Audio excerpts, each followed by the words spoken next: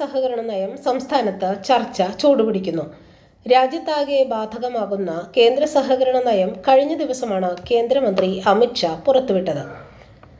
കേന്ദ്ര സർക്കാർ ഇപ്പോൾ പ്രഖ്യാപിച്ചിരിക്കുന്ന സഹകരണ നയം ഭരണഘടനാ വിരുദ്ധമാണെന്ന് മന്ത്രി വി.എൻ. വാസവൻ പറഞ്ഞു.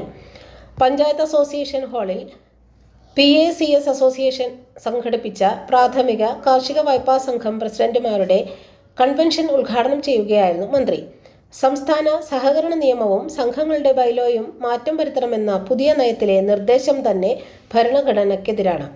സംസ്ഥാന വിഷയങ്ങൾ സഹകരണത്തിൽ കേന്ദ്രത്തിന് കടന്നുകയറാനുള്ള കുറുക്കുവഴികളാണ് ഇതിലൂടെ തേടുന്നതെന്നും മന്ത്രി പറഞ്ഞു.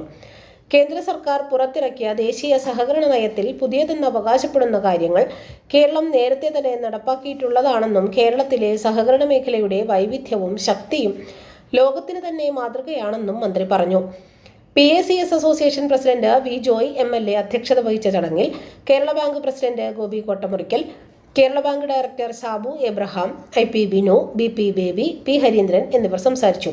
KV ശശി PACS അസോസിയേഷന്റെ പുതിയ പ്രസിഡന്റായും P ഹരീന്ദ്രൻ സെക്രട്ടറിയായും SS രാജലാൽ ട്രഷറർ ആയും തെരഞ്ഞെടുക്കപ്പെട്ടു. ദേശീയ സഹകരണ നയം സംബന്ധിച്ച പ്രമേയം PACS അസോസിയേഷൻ കൺവെൻഷൻ പാസാക്കി.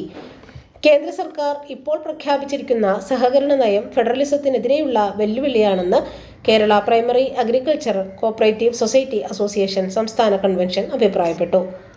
കേരളം കടുത്ത വിയോജിപ്പ് രേഖപ്പെടുത്തിയ ഏകീകൃത സോഫ്റ്റ്വെയർ സംവിധാനം ഉൾപ്പെടെയുള്ള നിർദ്ദേശങ്ങളും കേന്ദ്ര സഹകരണ വകുപ്പ് മന്ത്രി അമിത് ഷാ പുറത്തിറക്കിയ ദേശീയ സഹകരണ നയത്തിലുണ്ട്. സഹകരണ സംഘങ്ങളെ വിവിധോദ്ദേശ സഹകരണ സംഘങ്ങളാക്കി മാറ്റാൻ വ്യവസ്ഥയുണ്ട്. കേന്ദ്ര സർക്കാർ പദ്ധതികൾ നടപ്പാക്കാനുള്ള ഏജൻസികളാക്കി സഹകരണ സംഘങ്ങളെ മാറ്റാനും നീക്കമുണ്ട്. ബാങ്കിംഗ് മേഖലയിലെ പ്രവർത്തനങ്ങൾക്ക് പുറമെ പ്രധാനമന്ത്രി കിസാൻ സമൃദ്ധി കേന്ദ്രം, കുടിവെള്ള പദ്ധതികൾ, ജൻ ഔഷധി കേന്ദ്രങ്ങൾ, ഇന്ധന വിതരണ ഔട്ട്ലെറ്റുകൾ, സഹകരണ taxi service, PM Suryaghar Yojana, ന്യായവില കേന്ദ്രങ്ങൾ തുടങ്ങിയ മേഖലകളിലേക്കും പ്രവർത്തനങ്ങൾ വ്യാപിപ്പിക്കണം. എല്ലാ പഞ്ചായത്തിലും സർവീസ് സഹകരണ ബാങ്ക്, ജില്ലകളിൽ ജില്ലാ സഹകരണ ബാങ്ക്, നഗരങ്ങളിൽ അർബൻ സഹകരണ ബാങ്ക് തുടങ്ങിയവ ഉറപ്പാക്കണം.